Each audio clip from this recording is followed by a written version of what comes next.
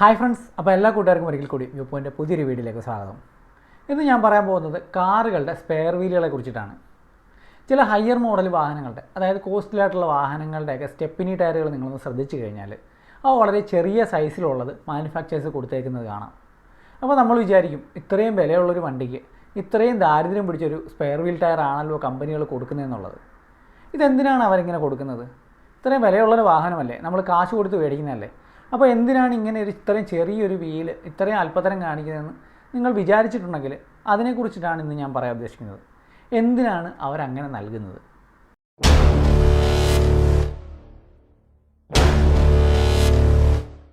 ഈ വാഹനത്തിൽ ഉപയോഗിക്കുന്ന ചെറിയ സ്റ്റെപ്പിനി ടയറുകളെ ഡോണറ്റ്സ് എന്നാണ് വിളിക്കുന്നത്.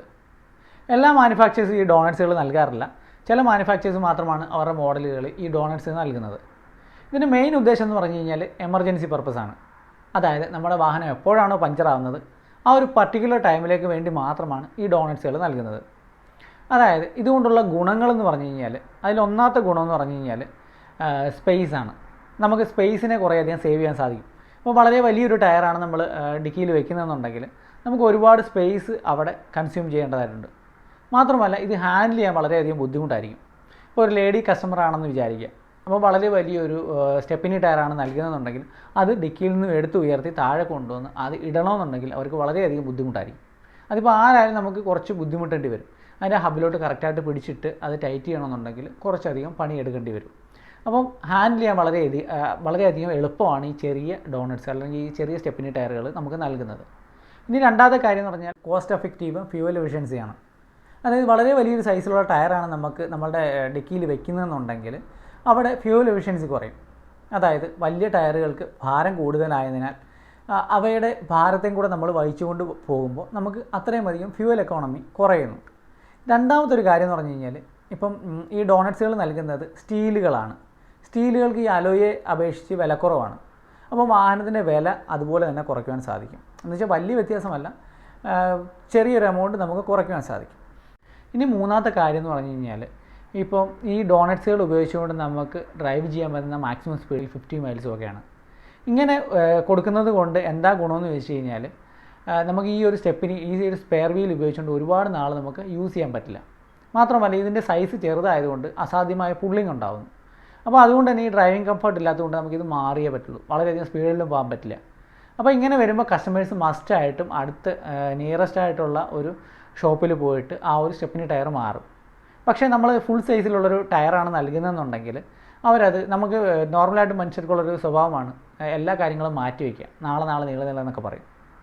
അപ്പോൾ ഇങ്ങനെ മാറ്റി വയ്ക്കുമ്പോൾ ഉണ്ടാകുന്ന പ്രശ്നം എന്ന് വെച്ച് കഴിഞ്ഞാൽ പിന്നീട് എപ്പോഴെങ്കിലും നമ്മളുടെ ടയർ പഞ്ചറാകുമ്പോൾ നമുക്ക് യൂസ് ചെയ്യാൻ സ്റ്റെപ്പിനി ഇല്ലാതായി പോകും. കാരണം നമ്മൾ മറന്നു പോകും. കാരണം നമ്മൾ ആ ഒരു സ്റ്റെപ്പിനി ടയർ പൊട്ടിയതെടുത്തിട്ടിട്ട് പിന്നെ ആവാമെന്ന് പറഞ്ഞിട്ട് അത് മറന്നു പോവുകയും പിന്നെ ഒരു എമർജൻസിയിൽ നമുക്കത് ഇല്ലാതാവുന്ന ഒരു അവസ്ഥയും ഉണ്ടാവും.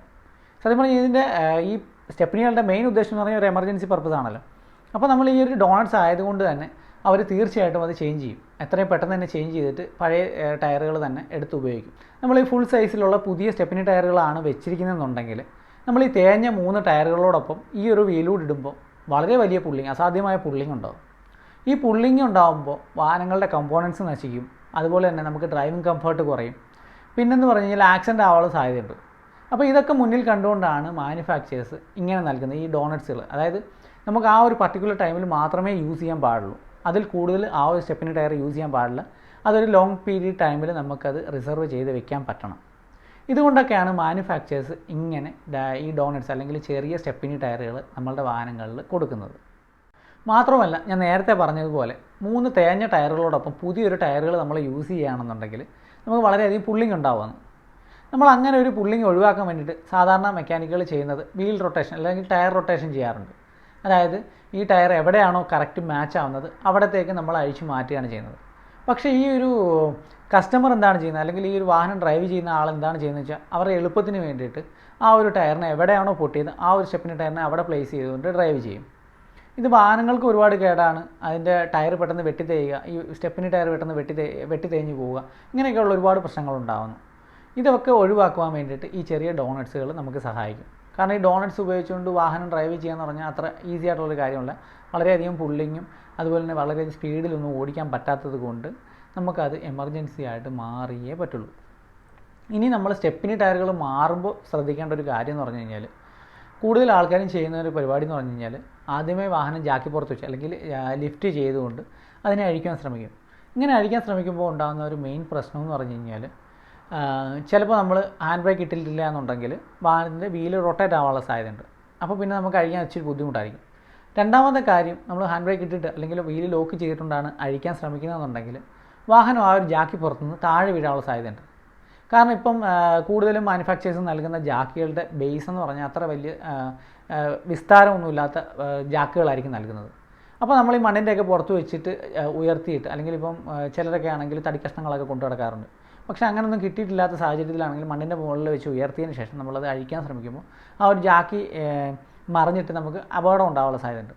അപ്പോൾ എപ്പോഴും നിങ്ങൾ ചെയ്യേണ്ടത് എന്താണെന്ന് വെച്ച് കഴിഞ്ഞാൽ, വീൽ സ്പാനർ ഉപയോഗിച്ചുകൊണ്ട് വീലുകളുടെ നട്ടുകളെല്ലാം ലൂസ് ചെയ്തതിന് ശേഷം മാത്രം വാഹനത്തെ ലിഫ്റ്റ് ചെയ്തിട്ട് അഴിക്കാൻ ശ്രമിക്കുക.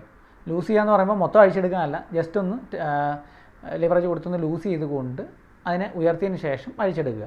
ഇതാണ് അതിൻ്റെ പ്രോപ്പറായിട്ടുള്ള പ്രൊസീജിയർ എന്ന് പറയുന്നത്. അപ്പോൾ ഈ വീഡിയോയിൽ പറഞ്ഞ കാര്യങ്ങളൊക്കെ നിങ്ങൾക്ക് ഇഷ്ടപ്പെട്ടിട്ടുണ്ടെങ്കിൽ ചാനൽ ലൈക്ക് ചെയ്യുക, അല്ലെങ്കിൽ അതുപോലെ തന്നെ വീഡിയോ ലൈക്ക് ചെയ്യുക, ഇതറിയാത്തവരിലേക്കൊന്ന് ഷെയർ ചെയ്ത് കൊടുക്കുക. എങ്കിൽ മാത്രമേ ഞാനിടുന്ന വീഡിയോസ് നിങ്ങളിലേക്ക് എത്തിപ്പെടുകയുള്ളൂ. അപ്പോൾ ഇതുപോലുള്ള നല്ല നല്ല അറിവുകളുമായിട്ട് ഇനിയും വരാം. അതുവരേക്കും ബൈ ബൈ.